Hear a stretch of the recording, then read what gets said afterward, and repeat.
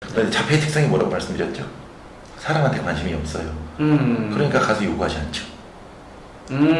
그래서 물을 달라는 표현을 행동으로 물론 하긴 하는데 뭘 부시거나 혹은 반대로 물이 얼룩말을 좋아하니까 지하철역에 얼룩무늬가 있는 여자의 엉덩이를 이렇게 가서 만지죠.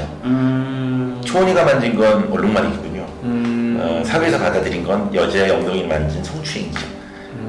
이렇게 인식하시면 좋아요. 자폐에 대해서 그냥 정말 간단하게 좀 쉽게 설명을 좀 해주신다면?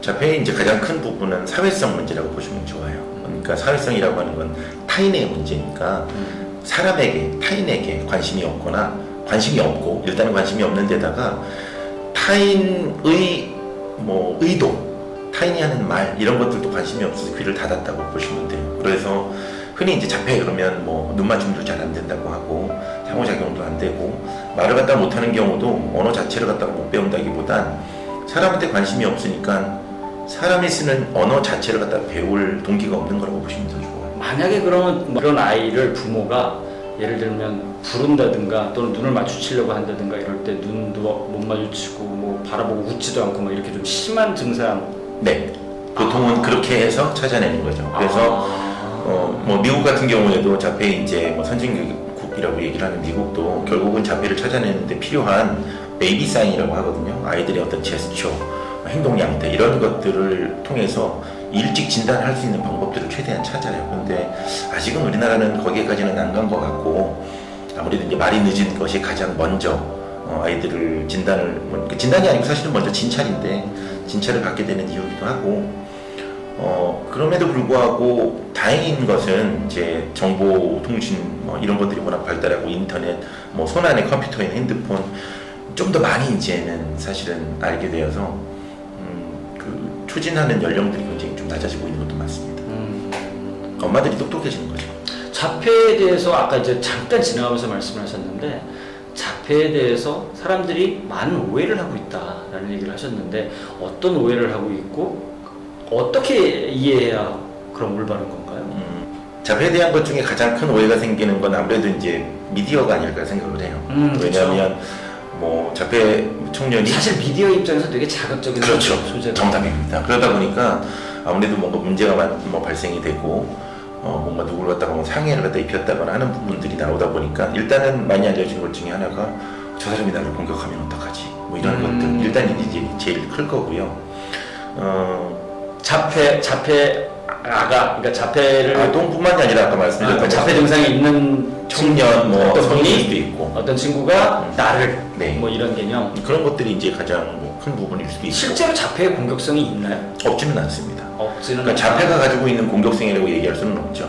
그렇게 따지면 공격성이 없는 사람은 없는 거니까 누구에게나 일반인에게나 그렇죠. 그렇게 보면 좋고요.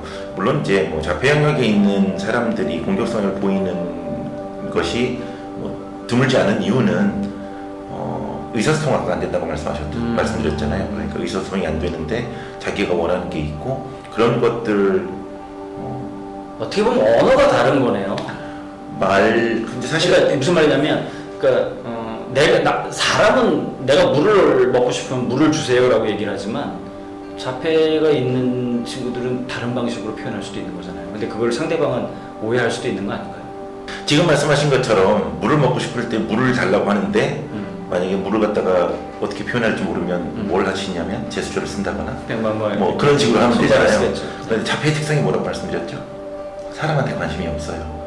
그러니까 가서 요구하지 않죠.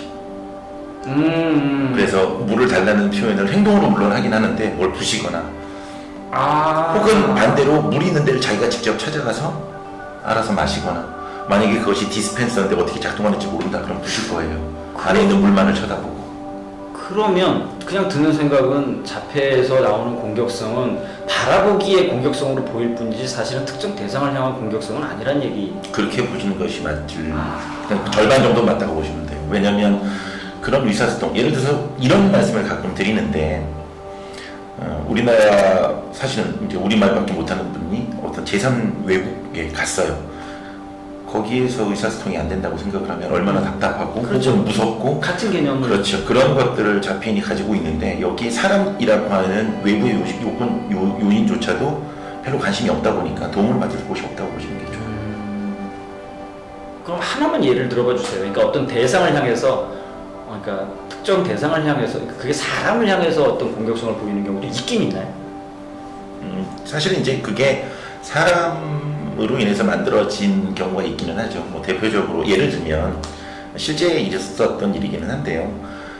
특수학교에서 그 자폐 친구들 학생을 보조하는 형이 쥐어 박았을 수도 있어요. 물론 그렇게 하면 안 되는 걸 우리가 알 수는 있지만 알고는 있지만 인권 문제 때문에 모르는데 이제 조용히 이제 물리들여가지고 꼴밤 때리면서 그러면 안 된다고 얘기를 했는데 이 아이가 거기에 이제 겁을 먹고 그 다음에 기억나는 건 이 사람이 쓰고 있었던 안경이라면 그 다음부터 이제 안경만 보면 극도의 혐오가 돼서 무조건 공격을 하는 경우가 있을 수도 있겠죠. 그런 마라톤이라고 하는 영화에도 나온 적은 있습니다. 혹시 보셨는지 모르겠는데 초원이 그 얼룩말을 좋아하니까 지하철역에 얼룩무늬가 있는 여자의 엉덩이를 이렇게 가서 만지죠.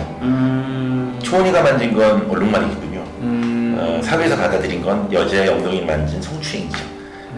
이렇게 인식하시면 좋아요.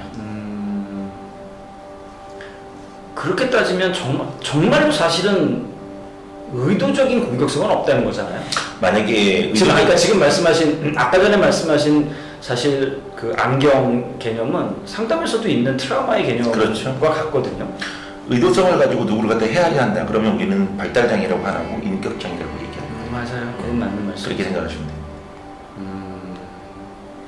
그러니까 제가 하고 있는 이 일은 결국은 사람 자체를 바꾼다기보다 그 사람의 주변의 환경을 어떻게 바꿔서 이 사람의 행동을 갖다가 올바른 방향으로 사회가 받아들일 수 있는 방향으로 바꿀 것인가에 초점을 맞추는 그런 학문이라고 보시면 좋아요.